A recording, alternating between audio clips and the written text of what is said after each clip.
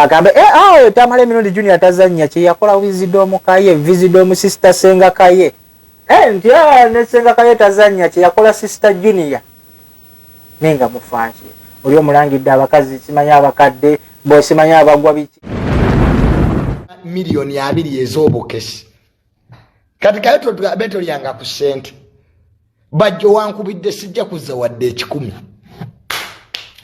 sente naziri ez'obukesi eza Bobo Wine dom boba mbega baba sinika kubega Bobo Wine monop era baba emilioni 22 ne sente za Junior zezasoso ku Junior ye yagamba kyo kyavudde ko lutalo.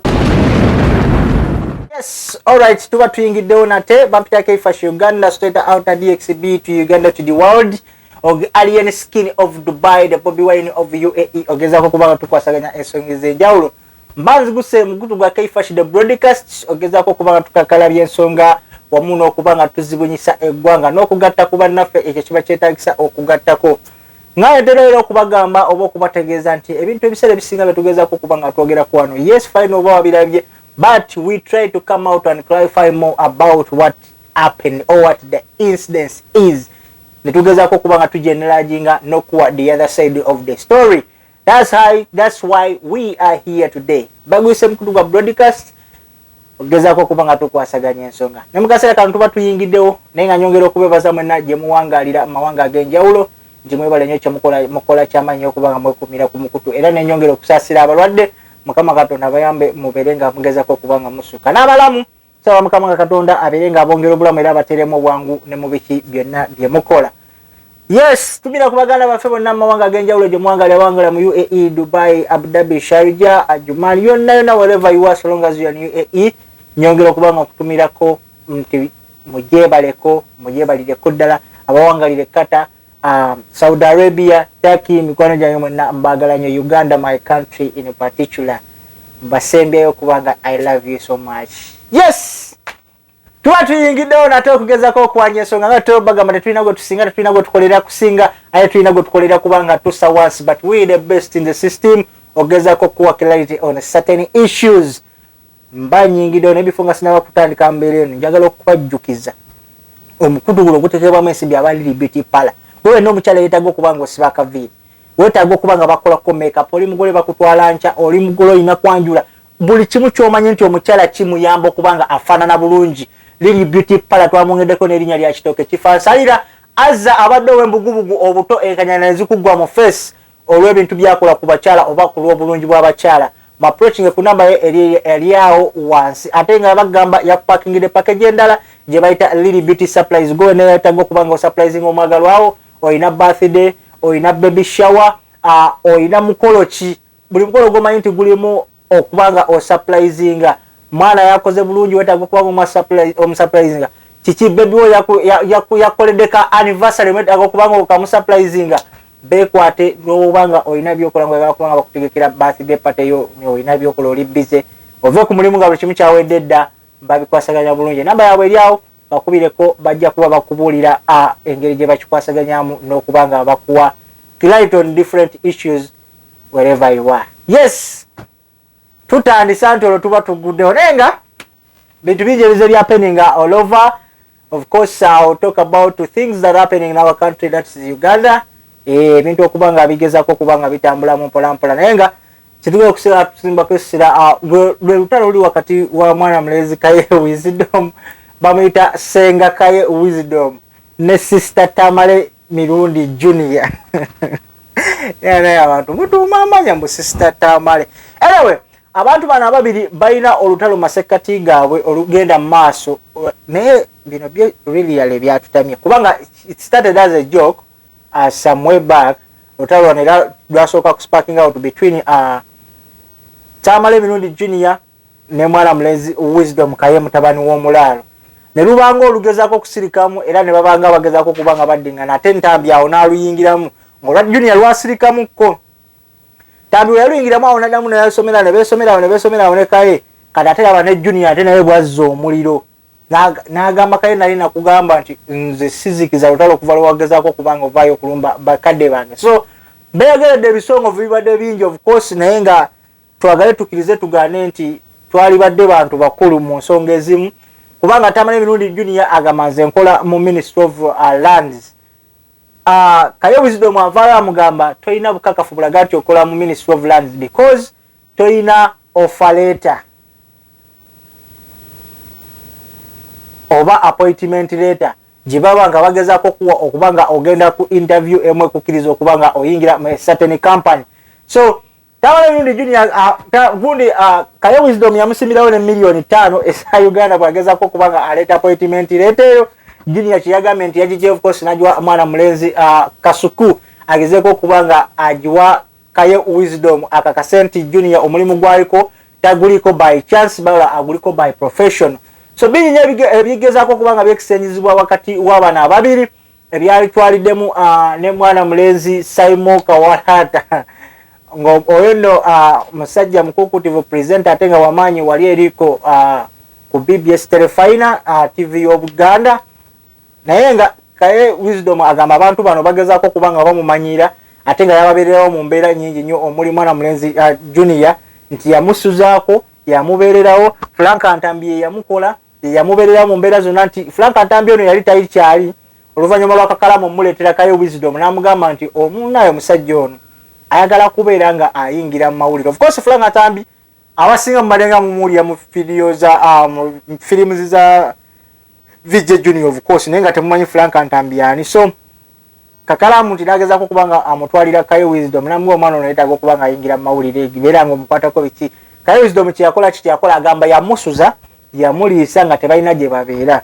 The same applies ku Tamale Mirundi Jr teye yamusuza n'amubeera. So Tamale nga ekyasimba kesira agamba Kaye Wisdom beyesoma nti alina amataka talina yadde akataka talina yadde ekyapa talina yadde endagaano ya ploti ne nti bwaba alina ettaka eririko ekyapa alete broken number ye Tamale Mirundi engeri gyakola mu bya lands agezeeko kubanga averifying oba ddala kituufu ettaka liri mu mannya ga Kaye oba ddala kituufu ettaka lya Kaye oba si lya Kaye.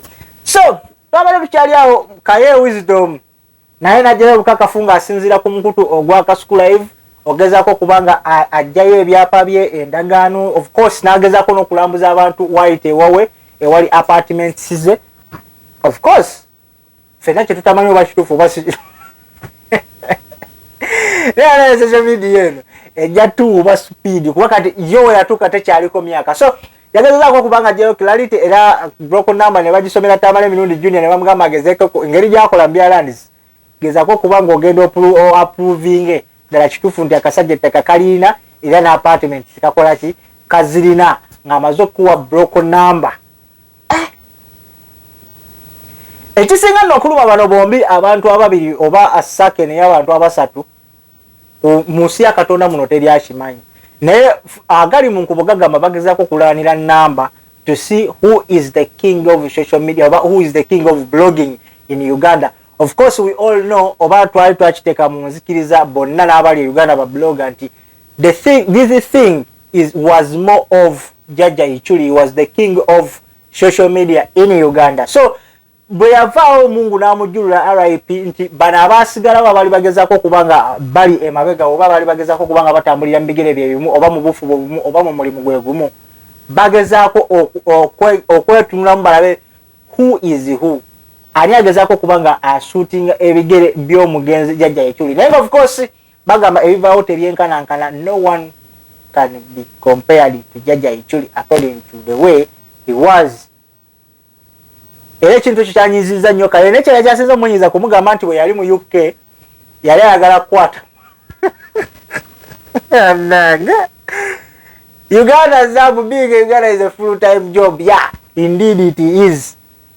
So Junior bagezaako kubanga balina allegations bagezaako kubanga bateekawo bagamba nti Kaye Wisdom yali mu UK nti omukazi yali agezaako kubanga mu accommodation yali ayagala mukwatira omwana of which nti yavaayo n'abagamba Kaye nti mugezeeko kubanga muddamu mukyogere omulundi gumu bwe guti mugenda kuba mwejjusa obulamu bwammwe bwonna. Naye kino kitulekawa nti ebiseera ebisinga waliwo entalo ze tugezaako kubanga tukulyetinga on social media naye nga twerabidde nti these wars will last forever nti Junior ebigambo byagezaako okufulumya ng'ali ku live ze ezimu zakola ku Facebook nti live zino abantu bazisharinga, live zino abantu bazisavinga, live zino abantu bazipostinga on their handles and they will be there forever. Okende kumaja kati Junior ofuse musajja wa vunanyizibwa, because me myself I did not expect Tamale Mirundi JR okubanga akolera mu ministry number mu organi ya government nti ali mu Ministry of Lands. Nabanga this man who is working with the government eyali badde nti abeera more respectful and well mannered nti asobola okuvayo on social media n'atandika okufulumya such kind of words. Kino kinzizaayo ku kyakaye kye yagamba oba kye yayogedde nti Tamale Mirundi JR alimba takola muki mu lands, nti oba awakola ddala kituufu akola mu lands aleta appointment letter, which is okay. Asobola okuba nga jalina ebigambo byafubutukira ku social media. Kaye Wisdom simanya we najjewo wali yagala kunkuba boyagala okunkuba olugalo mune asa sene ntunulira Tamale mutu ne video saji mazeko we nakomye nga kituufu ono Tamale Mirundi JR origin omwana afubutuka ebigambo. Neze ngamba much as we need attention or much as we need public attention, wali no kuba ugapo tutekeddwa okoma n'ebiki bye twogera kubaga sawa zino tukuze myaka. Tamale Mirundi JR myaka 29, Kaye Wisdom myaka 34-35. Eje myaka sawa zo jiba mu those are what they call concentration years. Omuntu mwatekeddwa concentrating and okumanya chichi atekeddwa okukola. Omuntu mwatekeddwa okumanya line yatekeddwa okukwata until his last breath. Muzze mu kaseera k'emyaka gyammwe mugezaako okuba ate nga mwerwanyisa n'agagamba aganene. Beerangira buli omu afuna chance etunula mu kamera bw'ati byayogerera mu nesibiti. Kaye Wisdom abeera eri football.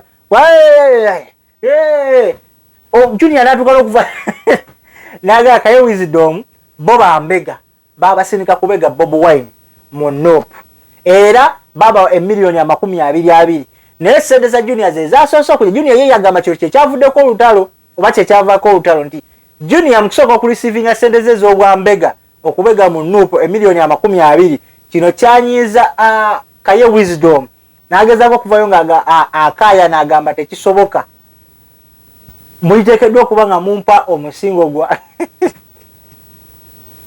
neandage okisanga Uganda baga ekisa kinegula batusinika kubega mbega amalaga ogera bwatyo kyovula nti mbagambe omuntu aba ayogera pay attention sometime to what people say.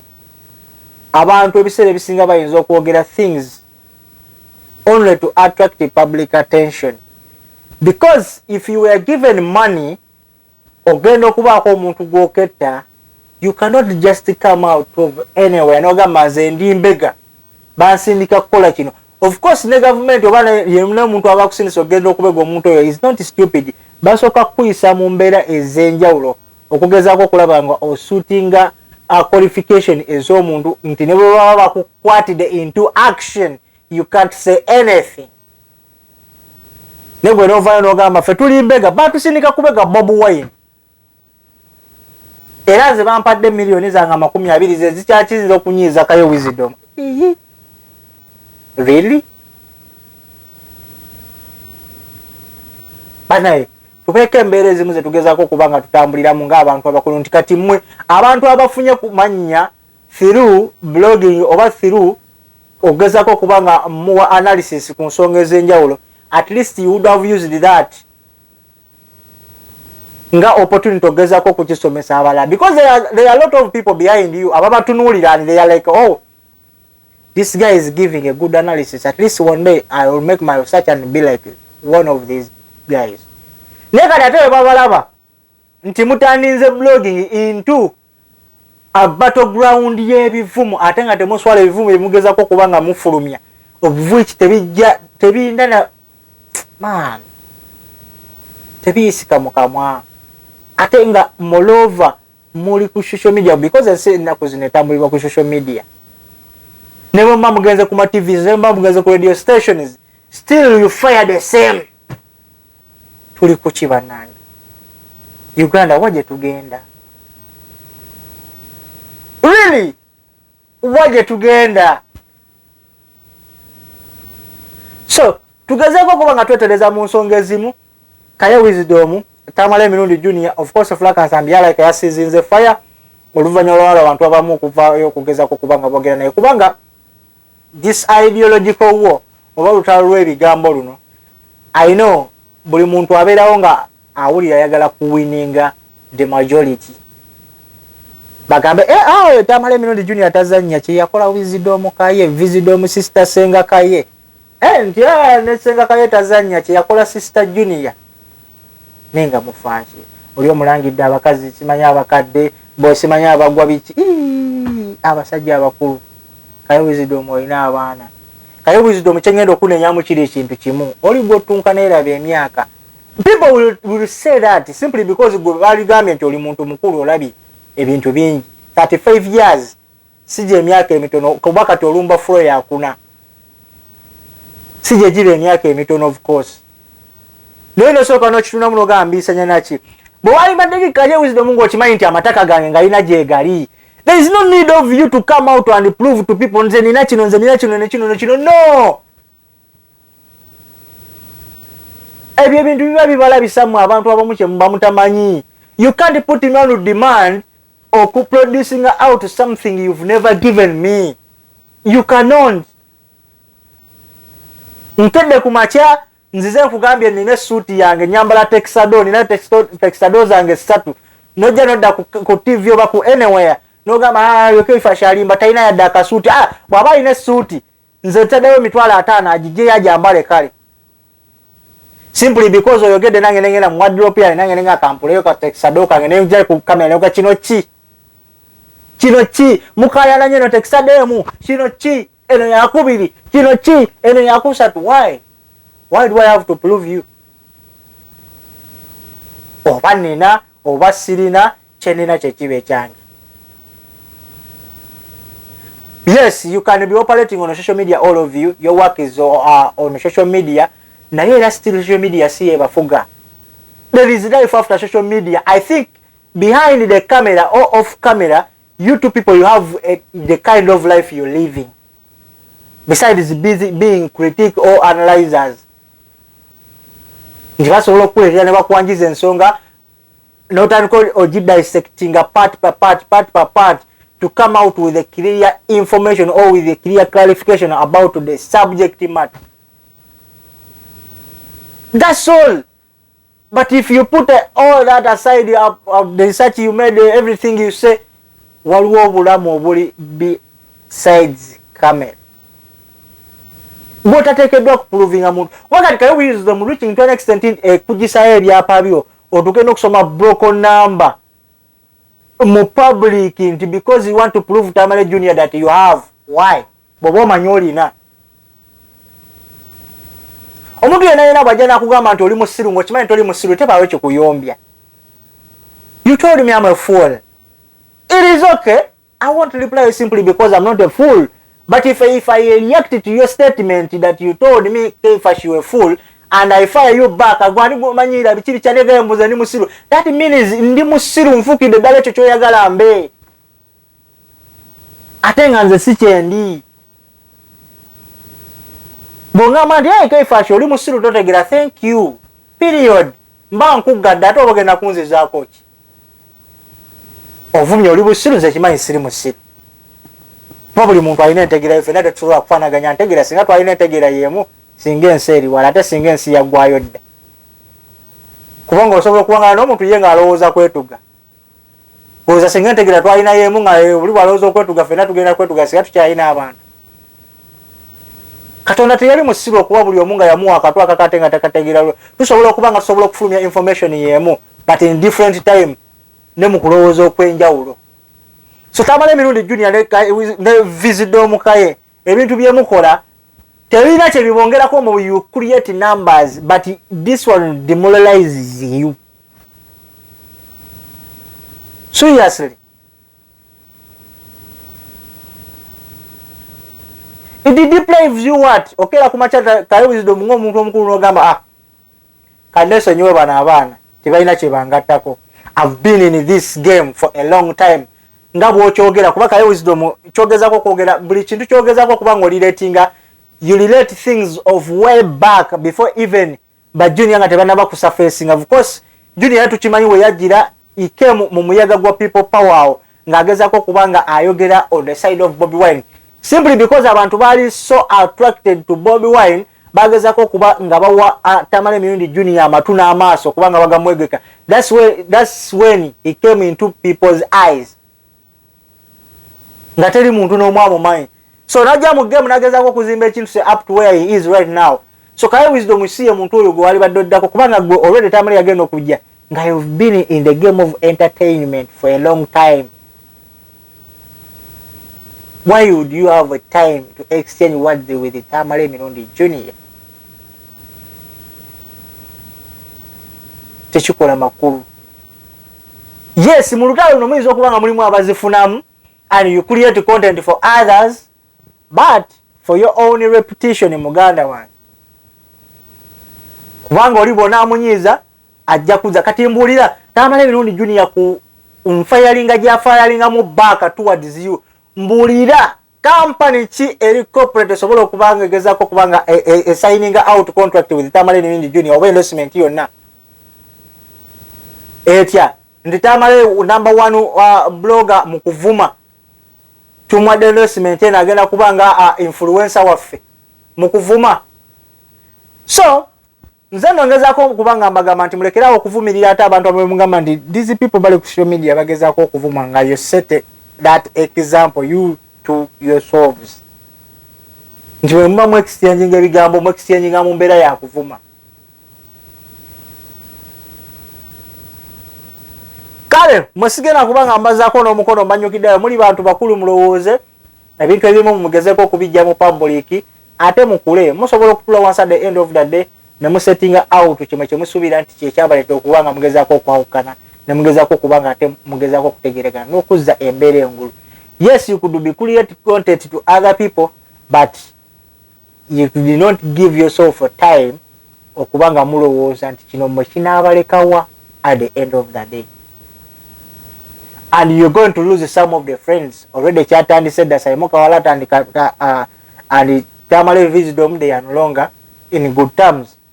Simply because buli muntu gwalaba ng'oli asidinga naye amanyolo mulabe jendi.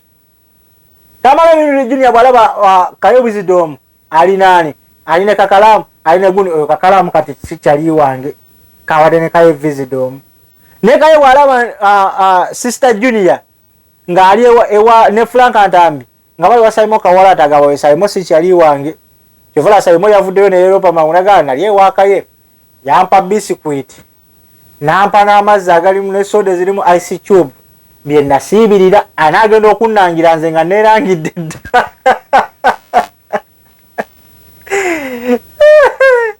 oh my Uganda.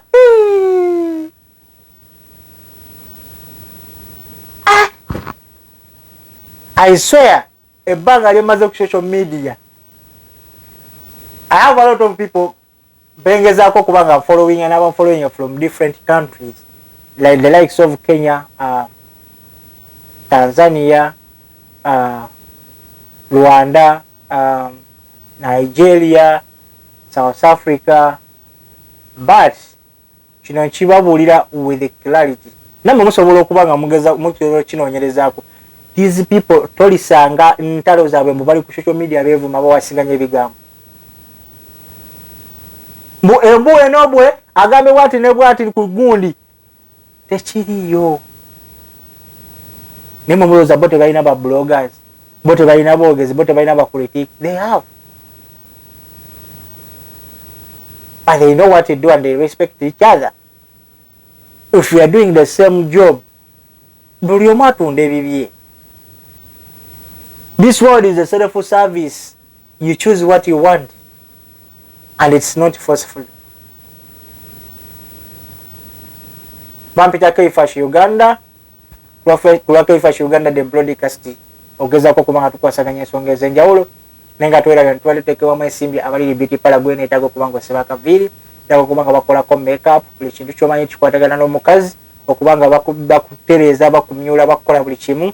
ate nga balina ne package gye bayita Lily Beauty supplies kwonetaako kubanga surprising omwagalwawo birthday baby shower anniversaries buli kimu ekyenjawulo yagala surprising omwagalwawo ali ku mulimu ali luddawa mu UAE wonna beekwate namba zaabwe ziri awo wansi bajja kuba bakolako bulungi sigenda kubanga asukawo wano olunaku olwaleero basigadde Kaye Fashion Uganda ku lwa Kaye Fashion Uganda the broadcast. I am the alien skin of Dubai, the Bobby Wine of UAE. Akume atakumira mpera. Assalamu alaikum wa rahmatullahi wa barakatuh. We move.